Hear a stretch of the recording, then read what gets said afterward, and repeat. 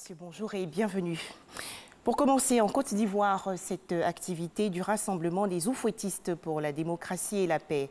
Les militants du RHDP ont présenté hier leurs vœux de Nouvel An 2020 à leur président Alassane Ouattara. Cette cérémonie s'est déroulée au Parc des Sports de la commune de Trècheville. Le président du RHDP, Alassane Ouattara, a souhaité voir son parti politique rafler la mise dès le premier tour de l'élection présidentielle de octobre prochain. Dans l'actualité nationale également, à noter la grande satisfaction du ministère de l'Assainissement et de la Salubrité. En effet, selon la ministre Anne-Désiré Ouloto, la Côte d'Ivoire est aujourd'hui un modèle en matière de politique de salubrité. Propos tenus récemment lors de la présentation du bilan des activités 2019 de son département ministériel.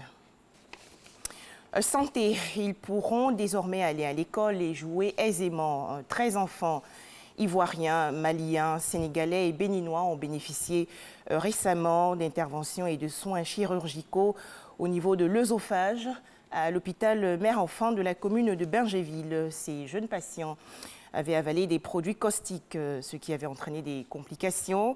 Ils ont été pris en charge par la chaîne de l'Espoir, une organisation non gouvernementale française. Les précisions dans ce reportage de Salima Toudia. À l'hôpital mère-enfant de Bingerville, Pierre est aux côtés de son fils Justin, âgé de 4 ans, pour des soins. Il y a de cela quelques mois, le petit Justin avalait accidentellement de l'acide. Il y a une dame qui est à côté de nous, il jouait avec ses enfants, donc il avait soif de l'eau. Donc il pensait que c'est l'eau. Il a pris, il a bu. La gorge était fermée.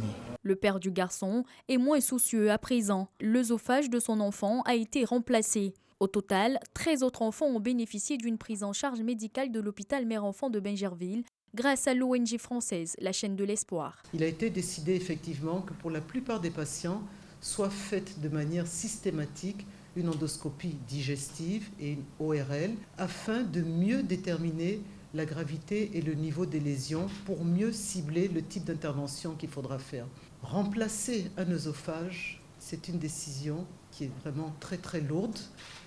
C'est une intervention qui est longue, qui est complexe. Cette collaboration se fait donc entre la chaîne de l'Espoir et l'hôpital mère-enfant d'Abidjan sur une base bénévole et que l'accès aux soins pour tous ces enfants, dont la plupart viennent de milieux extrêmement modestes, est complètement gratuite. Le but de ce genre de mission, de faire en sorte qu'à partir d'un plateau technique et humain adéquat, on arrive à développer des compétences qui permettent de prodiguer des soins de niveau international. L'ONG sensibilise les parents sur les mesures préventives à adopter en ce qui concerne les produits dangereux à tenir hors de la portée des enfants. En outre, cette deuxième mission d'intervention chirurgicale a permis un transfert de compétences, tant la collaboration entre médecins d'Afrique et d'Europe qu'aux côtés des étudiants en chirurgie pédiatrique qui ont pu suivre les opérations. En image, l'actualité hors de chez nous. Une vingtaine de personnes tuées à Lamdamol, dans la région nord du Burkina Faso. Une source sécuritaire parle d'une attaque terroriste.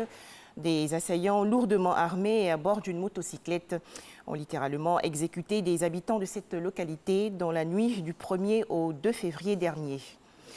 361 morts, le bilan de l'épidémie de coronavirus en Chine est à la hausse et dépasse désormais celui du SRAS. On dénombre également 17 000 nouveaux cas. Les Philippines, en Asie du Sud-Est, ont annoncé hier un premier décès sur leur territoire. Aux États-Unis, le coup d'envoi aujourd'hui des primaires démocrates. L'Amérique choisit le candidat anti-Trump en commençant par l'État de l'Iowa. 11 candidats sont en lice. Enfin, football, le président de la Fédération internationale de football, Gianni Infantino, a préconisé le 1er février dernier que la Coupe d'Afrique des Nations soit désormais organisée tous les 4 ans au lieu de 2. C'était lors d'un séminaire continental à Rabat, au Maroc. Merci de nous avoir suivis. 13h, le journal.